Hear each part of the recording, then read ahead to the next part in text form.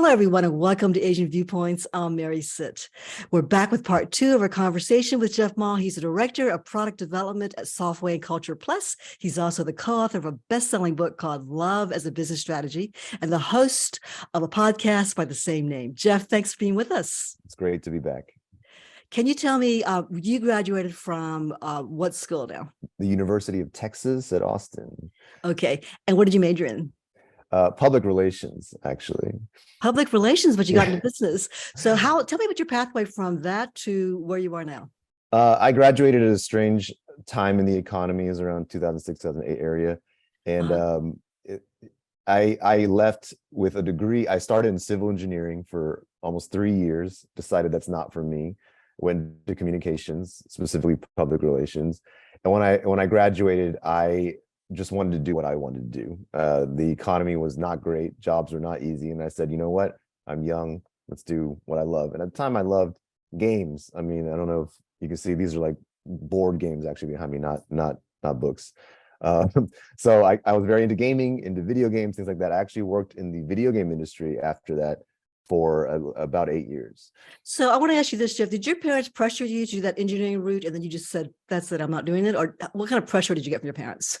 I think the pressure from my parents was less overt, maybe I feel like my parents were less Asian, if that's the way to say it. Then they're definitely Asian. I grew up in that household, but I think the pressure was almost just invisible. It was there. I didn't even know what I wanted to do. I was always praised for good math and science type skills. Right. So I just wanted to put those to use. My father was a civil engineer.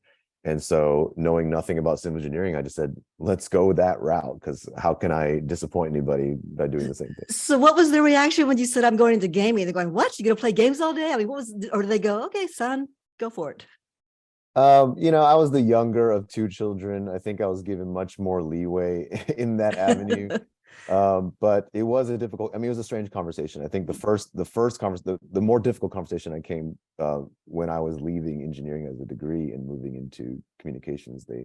They weren't sure what that might mean for me career-wise, but I think they did a pretty good job of understanding that after a certain age, my decisions were my own. And they were overall supportive, I think. That's good. Well, how did you shift from the gaming industry into what you do now as a business consultant? Well, when I joined Softway, I actually joined as a QA manager, and QA was a lot of what I did in the video game industry. I did production QA, a little bit of game design. So it all translates pretty seamlessly, actually. I mean, the gaming industry is nothing but software. It's just the software industry. So really that transition was seamless. What got me to today was actually that journey within software that kind of built out, that moved from just technology and just projects, but into not only leadership, but also kind of a focus on culture within our company itself. So in your bio, you said that you changed, and it was a mixture of introspection, feedback from your colleagues, and a whole lot of uncomfortable practice. Tell me about that discomfort and how that spurred change. Yes, I think one of the things that I will preach from the top of the mountains to anybody I'll meet is around mindsets. I think we've all heard, or maybe you haven't, but the term growth mindset. A growth mindset is a very popular kind of term, but I don't know that it's always understood what that really means. And for me, my mindset was probably the biggest kind of barrier in my life, my personal life, and my career. And I think so. So when you say growth mindset, you mean the way you're thinking about things, the way you frame it? It's the way you view the world, right? And I think many of us have fixed mindsets without realizing it. And the best kind of quote I have around that is from Alvin Toffler. He says, the illiterate of the 21st century will not be those who cannot read and write, but those who cannot learn, unlearn, and relearn.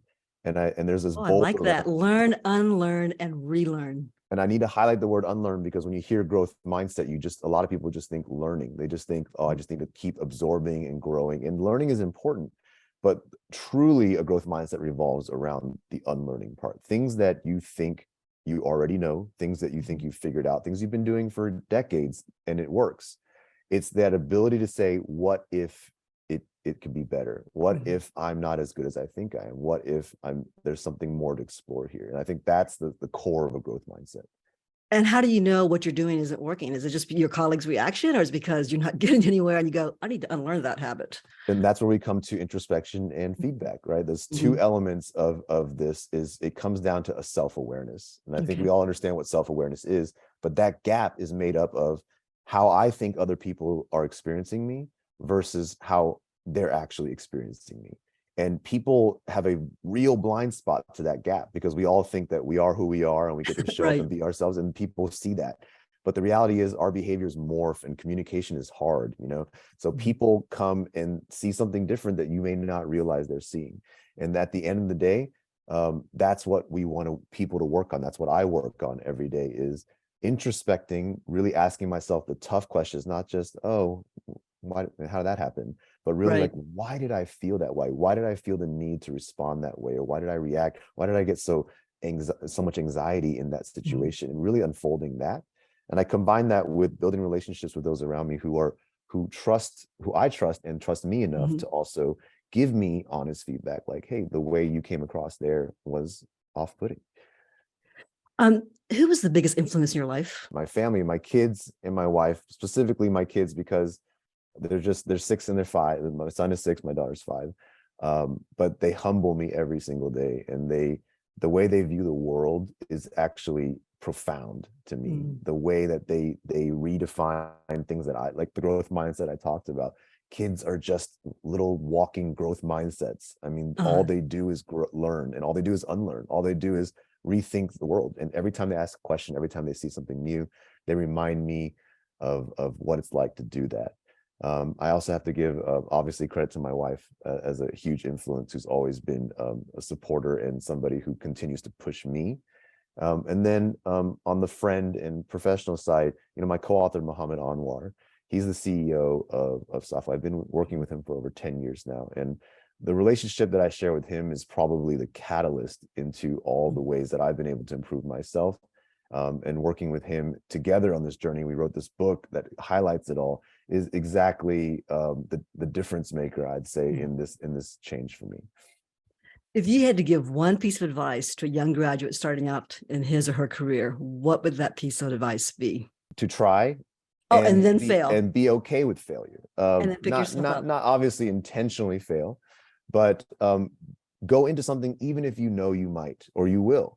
I think a lot of times we allow the fear and the kind of uncomfortability of failure prevent us from doing things. And I think that again, going back to the growth mindset, it's all about understanding that there's always an opportunity to grow and learn from our failures. And that really sums up, if you are practicing a growth mindset when you go into a situation that makes you feel completely uncomfortable because you feel like this is a disaster waiting to happen, and you're Did able that happen to you? Can you give me an example, a personal example of where you tried and failed and then just tried again? My dad, my mom, they got divorced when I was already in my 20s.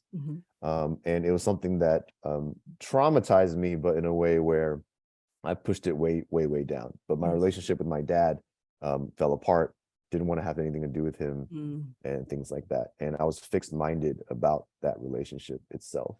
And one of the things that I was unwilling to try was to reach out and connect. And one of the ways that changed was when my son was born 6 years ago.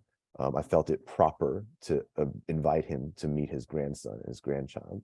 And, I have a photo of him holding this newborn in his hand.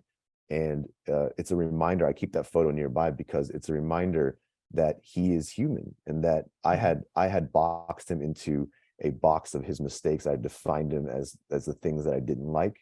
And in that moment, I remember thinking, what if this child grows up and feels that way about me, his father?